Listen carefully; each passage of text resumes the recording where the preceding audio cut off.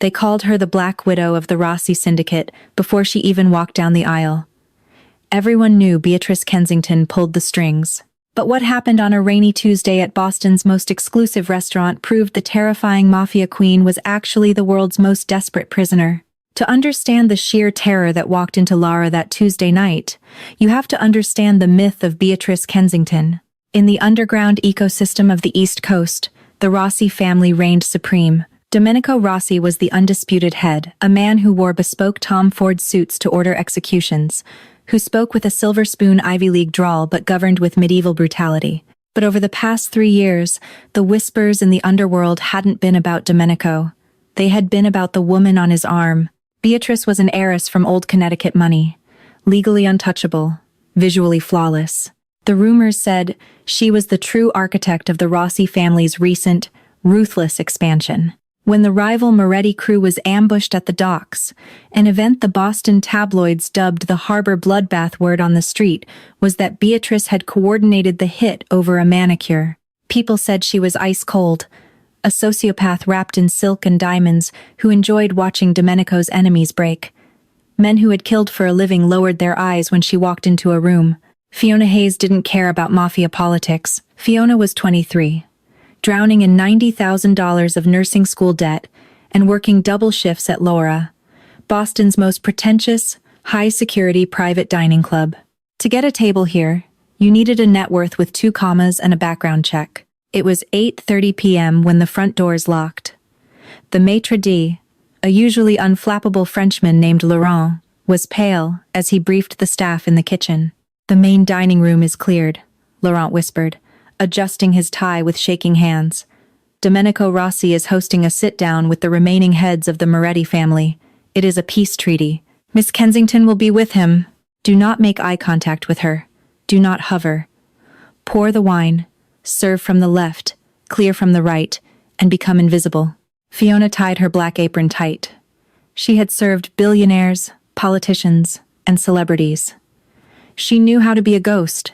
But as she stood by the service station, waiting for the entourage to arrive, a strange, suffocating tension settled over the room. The heavy mahogany doors swung open.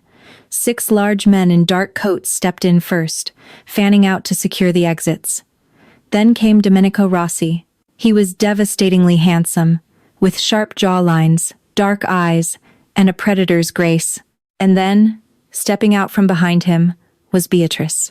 Fiona held her breath. The woman was stunning, but in a severe, terrifying way. She wore a high-necked, long-sleeved black Givenchy gown that looked more like elegant armor than a dress. Her platinum blonde hair was pulled back into a tight, flawless chignon. Her face was a mask of aristocratic boredom. She didn't glance at the staff. She didn't even look at Domenico. She moved like royalty, inspecting a lesser province. The guests of honor arrived minutes later. Silvio Moretti and his 2 lieutenants. These were hardened, dangerous men. Yet as they took their seats across from Domenico and Beatrice, Fiona watched their eyes dart nervously toward the blonde woman. They were terrified of her. "Silvio," Domenico smiled, taking his seat at the head of the table. "I'm glad you accepted the invitation. Beatrice insisted we celebrate our upcoming nuptials by burying the hatchet. Isn't that right, darling?" Beatrice gave a slow, measured nod. Her voice, when she spoke, was chillingly monotone. "Grudges are bad for business, Mr. Moretti. I prefer clean ledgers." The Moretti men shifted uncomfortably. Fiona approached the table with a tray of chilled San Pellegrino and a bottle of 2009 Louis Roederer Cristal. Her hands were steady, her face impassive. She poured the water, then moved to open the champagne. As she leaned in to fill Beatrice's flute, Fiona caught a waft of the woman's perfume, something expensive, heavy with jasmine. But beneath the floral scent, Fiona's trained, clinical nursing senses picked up something else. Sweat, not the light perspiration of a warm room, but the cold, acrid sweat of sheer, biological terror. Fiona glanced down, breaking Laurent's cardinal rule. Beatrice's hands were folded neatly on her lap, but beneath the edge of the heavy linen tablecloth, her knuckles were white. The diamond on her ring finger, a rock the size of a quail egg, was vibrating violently because the hand attached to it was trembling uncontrollably. Fiona stepped back, fading into the shadows near the wine cellar. The Black Widow is terrified, Fiona thought. Why? The dinner progressed through its grueling courses. Oysters, Rockefeller, Wagyu beef carpaccio, black truffle risotto.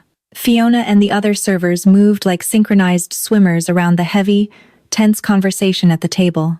Domenico and Silvio were carving up territories, the South Boston shipping routes, the Providence unions. Every time negotiations hit a wall, Domenico would lean back, swirl his wine, and look at his fiancée. What do you think, Beatrice? Domenico would ask smoothly. Should we let Silvio keep the North End docks? Every time he asked her a question, the temperature in the room seemed to drop. Beatrice would slowly turn her icy blue eyes to Silvio. The Mafia boss would visibly swallow hard. The docks are a liability, Beatrice said softly, staring unblinkingly at Silvio. If Mr. Moretti cannot secure them against federal intrusion by the end of the month, we will take them. By force, if necessary. I do not tolerate leaks. Silvio nodded quickly. We'll secure them, Miss Kensington. You have my word. It was a masterclass in psychological warfare. Beatrice was the bad cop, the ruthless enforcer who allowed Domenico to play the reasonable diplomat. The myth was playing out perfectly in front of Fiona's eyes. But Fiona was watching closer now. When the third course was cleared, Fiona stepped in to replace Beatrice's silverware. As she leaned close, she noticed the high collar of Beatrice's black gown. It was stiff, elegant lace, but as Beatrice turned her head to look at Domenico, the lace shifted just a fraction of an inch. Underneath the edge of the fabric, Fiona saw the ugly, unmistakable yellow-purple mottling of a severe, days-old bruise circling Beatrice's throat. Fiona's heart slammed against her ribs. She was a nursing student. She had done rotations in the ER. She knew what defensive wounds and strangulation marks looked like. She looked at Beatrice's face again. The thick layer of foundation couldn't hide the slight asymmetry of a swollen left cheekbone. The long sleeves hid her arms. The heavy perfume masked the sweat. She isn't the architect, Fiona realized with a sickening jolt. She's a hostage. The whispered rumors of the ruthless Beatrice Kensington suddenly took on a horrifying new context. The Black Widow persona wasn't real.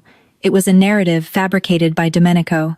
He was using her high society pedigree and a forced, icy demeanor to terrorize his enemies. If Beatrice was the monster, Domenico's hands looked clean. If anyone ever retaliated, they would aim for Beatrice, not him. She was a human shield, completely trapped in a violent performance. Fiona moved back to the service station, her hands now shaking. She poured another glass of water, trying to steady herself. It's not my business. Walk away, pay your loans, go home. But as Fiona approached the table for the final wine service, things unraveled.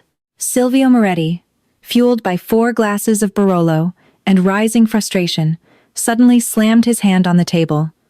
I'm giving up 30% of my revenue, Rossi. 30%. And you sit there letting your bitch dictate the terms? The room went deathly silent. The bodyguards along the walls shifted, their hands moving to their lapels. Domenico's smile vanished. He didn't look at Silvio. He looked at Beatrice. Beatrice, Domenico said, his voice dropping to a terrifying, deadly whisper. Silvio has insulted you. Tell him what happens to men who lack respect. Beatrice froze. Fiona, standing just 2 feet away with a bottle of red wine, saw the absolute panic shatter the icy facade. Beatrice's breathing hitched. She looked at Domenico, and for a microsecond, the mask slipped. It was a look of pure, pleading submission. Tell him, Domenico commanded, his fingers reaching out and gripping Beatrice's wrist on the table. He squeezed. Fiona saw Beatrice wince in agony, a tear immediately springing to her eye. She opened her mouth, but the script had abandoned her. The terror had taken over. Fiona didn't know what possessed her. Maybe it was the ER instincts. Maybe it was the sheer injustice of it. But Fiona stepped forward, purposefully stumbling on the thick Persian rug. She threw her weight forward, and the heavy crystal bottle of wine tipped, splashing dark red liquid directly across Domenico Rossi's pristine white shirt and onto Silvio's lap. What the hell? Silvio roared, jumping up.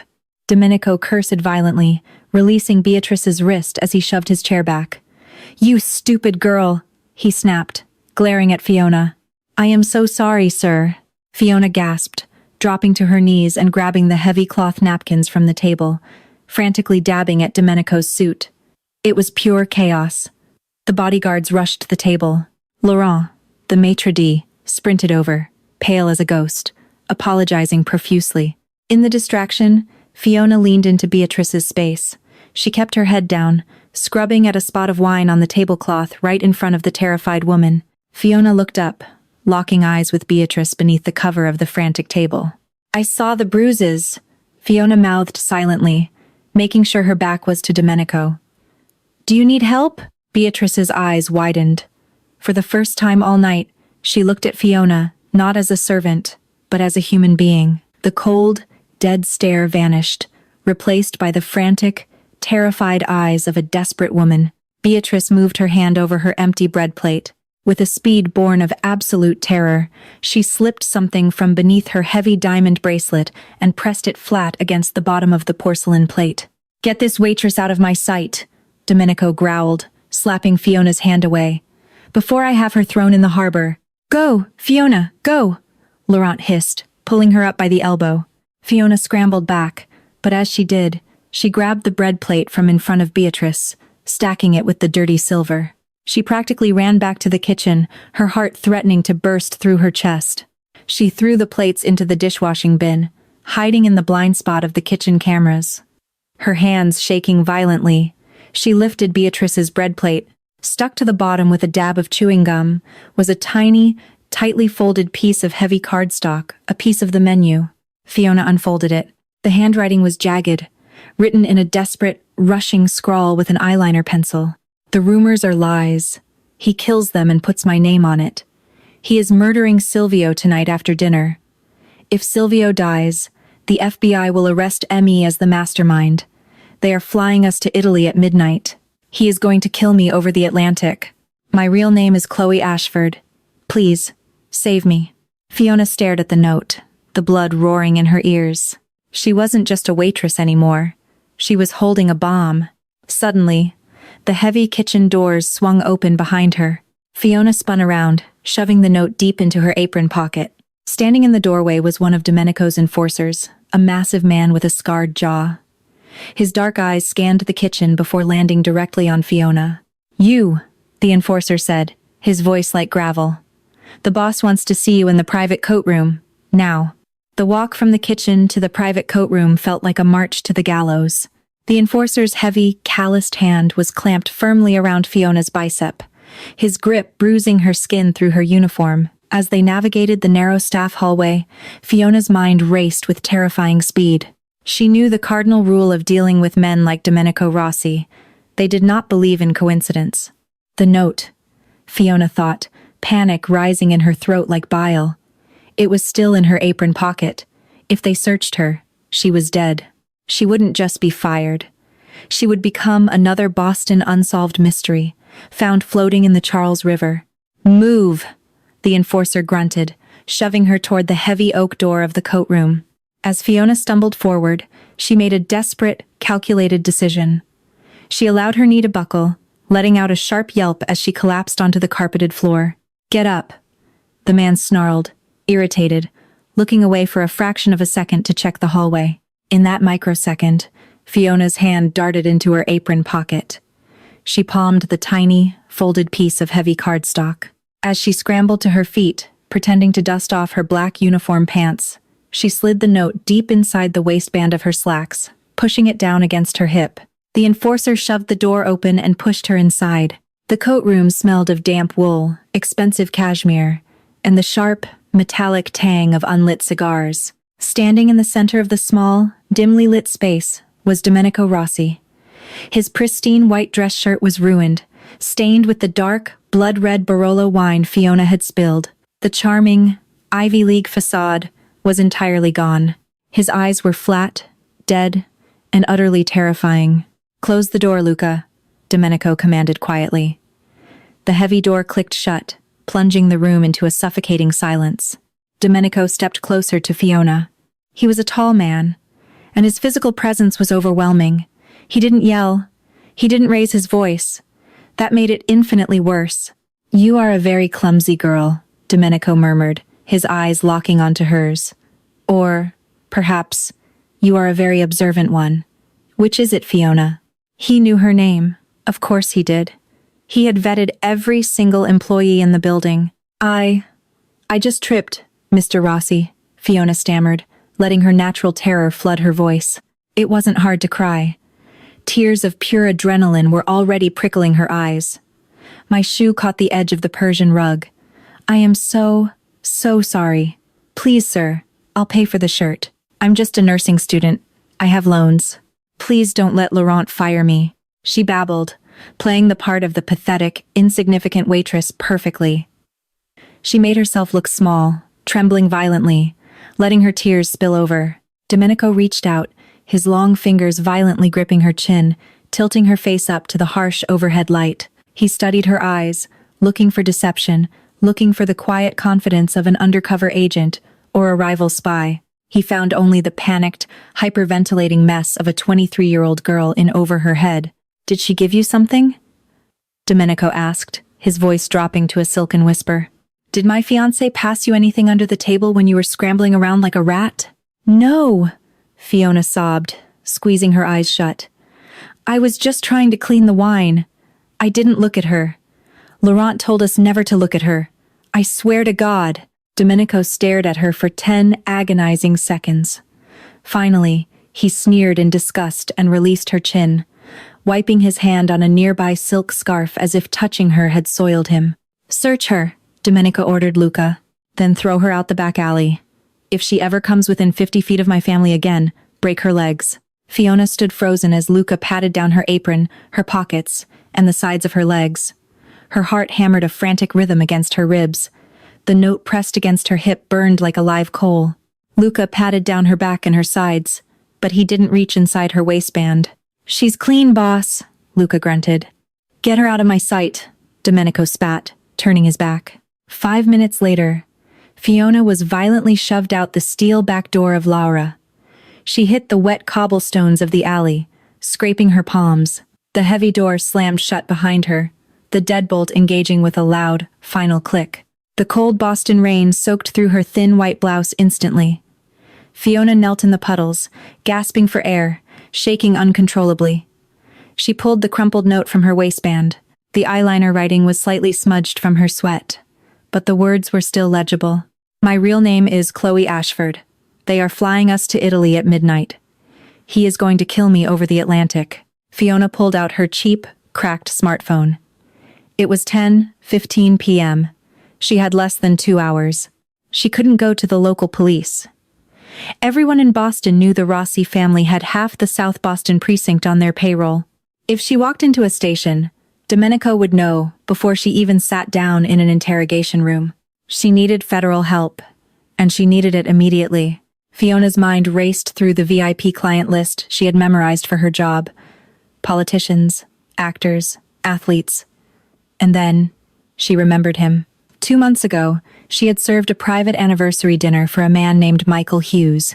He was a stern, quiet man who drank his scotch neat. Fiona had found his leather wallet in the booth after he left. When she ran out to the street to return it to him, it had flipped open, revealing a gold badge. Michael Hughes.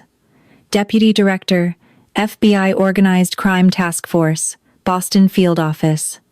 He had given her a simple white business card with a direct cell number. You have an honest heart, kid, he had said. If you ever need a favor, call. Fiona dug frantically through her purse, her frozen fingers fumbling until she found the slightly dog-eared card. She dialed the number. It rang 3 times.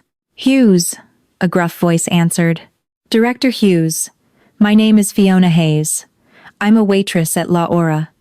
Fiona breathed rapidly, looking over her shoulder at the dark alley. I have a note. From Domenico Rossi's fiancée. Only, she's not Beatrice Kensington. She says her real name is Chloe Ashford. Rossi is framing her for his murders and he's taking her on a flight at midnight to kill her. There was a dead, heavy silence on the other end of the line. Where are you right now? Hughes asked, his voice suddenly stripped of all sleepiness, replaced by sharp, tactical urgency. In the alley behind the restaurant. Walk to the corner of Tremont Street. Stand under the street lamp where it's well lit. Do not speak to anyone. A black Ford Explorer will be there in 3 minutes. The back of the FBI's unmarked Ford Explorer smelled of stale coffee and damp tactical gear. Michael Hughes, a man with silver hair and eyes like chipped flint, read the crumpled cardstock under the glow of a penlight. Chloe Ashford, Hughes muttered, passing the note to a younger agent in the passenger seat. Jesus Christ. She was a Manhattan socialite, went missing 3 years ago. The NYPD ruled it a suicide. They found her car abandoned on the George Washington Bridge. No body. Rossi didn't just find a fall guy. He kidnapped a ghost. He's using her, Fiona said, her voice shaking but resolute. He makes her act like she's a mafia queen, so all his rivals think she's giving the orders. If the FBI ever raided them, all the paper trails would lead to her. It's brilliant, Hughes admitted grimly. She signs the wire transfers under duress. She issues the threats. He keeps his hands clean. And tonight, he ties up his loose ends. He kills Silvio Moretti to take over the East Coast, and he kills Chloe over the ocean so she can never testify. Hughes grabbed his radio. Dispatch, this is Deputy Director Hughes. I need a tactical squad mobilized to Logan International Airport, Signature Flight Support Private Terminal. Target is Domenico Rossi. We also need units to intercept Silvio Moretti's convoy leaving the North End. Rossi is executing a hit on Moretti tonight. The SUV tore through the rain-slicked streets of Boston, its sirens wailing. Fiona clutched the door handle, her knuckles white. She was terrified, but a fierce, protective anger had settled over her. She thought of Chloe's bruised throat, the sheer, paralyzing terror in the woman's eyes. We have 30 minutes until midnight, Hughes said, checking his watch. Rossi's jet will be prepping for takeoff. At Logan International Airport, the private aviation sector was a fortress of luxury and discretion. Through the chain-link perimeter fences, Fiona could see the sleek, white chassis of a Dassault Falcon 8X sitting on the rain-swept tarmac. The jet's engines were already whining, a high-pitched scream that cut through the stormy night.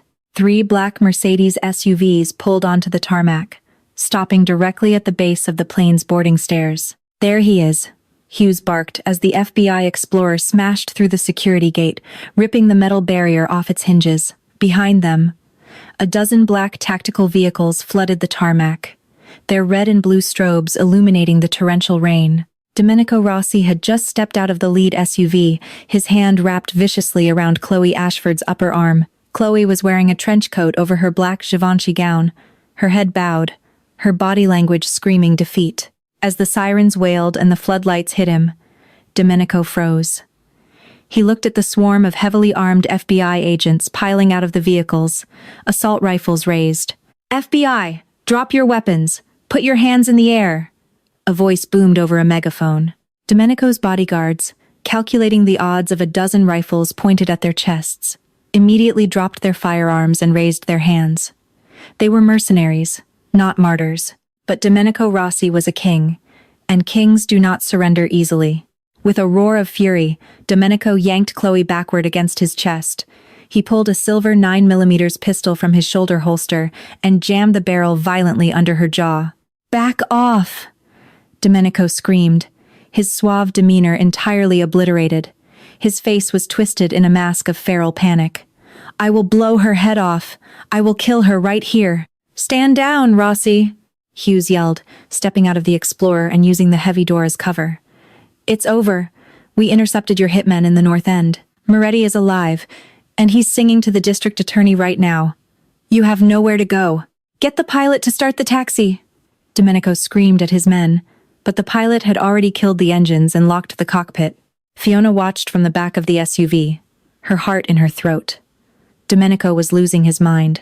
He was backing up the stairs of the jet, dragging Chloe with him, her feet stumbling on the wet metal steps. "Rossi, listen to me," Hughes reasoned, keeping his weapon trained on the Mafia boss. "If you kill her, you get the needle. Let her go, and we talk deals." "She is Beatrice Kensington," Domenico lied, desperately clinging to his fabricated narrative. "She runs the syndicate. I'm just her collateral. You want the Black Widow? She's right here." It was the most pathetic, cowardly display Fiona had ever witnessed. Then, the twist happened. Chloe Ashford, The woman who had spent 3 years battered, broken, and terrified, realized her tormentor was finally out of options. She felt Domenico's grip on her waist slip just a fraction of an inch as he tried to keep his balance on the slick metal stairs. Chloe didn't scream. She didn't cry. Instead, utilizing the heavy, pointed heel of her Christian Louboutin stiletto, she drove her foot backward with every ounce of strength she possessed, stomping directly onto Domenico's instep. Domenico shrieked in pain, his grip loosening. Chloe instantly dropped all her body weight, collapsing like a stone onto the stairs and tearing herself out of his grasp. "Take the shot!" Hughes roared. Before Domenico could re-aim his pistol at Chloe, a deafening crack echoed across the tarmac. A sniper's bullet, fired from the roof of the hangar, tore through Domenico's right shoulder. The Mafia boss spun like a top, dropping the gun and collapsing onto the wet pavement, howling in agony. In seconds, the tactical team swarmed him. They pinned him to the ground, zip-tying his wrists as he cursed and bled onto the tarmac. Fiona pushed the door of the SUV open and ran out into the rain. She ignored the agents shouting at her to stay back. She ran to the base of the stairs where Chloe was sitting, shivering violently, her head buried in her hands. Fiona dropped to her knees in the puddles beside her and wrapped her arms around the trembling woman. Chloe looked up. The rain had washed away the heavy foundation, revealing the full extent of the bruises on her cheek and neck. But beneath the trauma, there was something else in her eyes. The terror was gone. The Black Widow was dead, and Chloe Ashford was finally breathing. "You did it," Chloe whispered, her voice cracking as she clutched Fiona's wet uniform. "You saw me. Nobody else ever saw me. You saved my life." Fiona held her tight as the rain washed the blood and the lies off the Boston tarmac. "You're safe now," Fiona said softly. "The act is over." The Boston underworld never recovered. Domenico Rossi is serving life in Florence ADX for racketeering and attempted murder. Fiona finished nursing school, her debts anonymously paid in full from a Swiss account. As for the Black Widow, she vanished. But sometimes, Fiona receives a postcard from coastal towns in Italy, no signature, just a blank back, and the faint, unmistakable scent of jasmine perfume.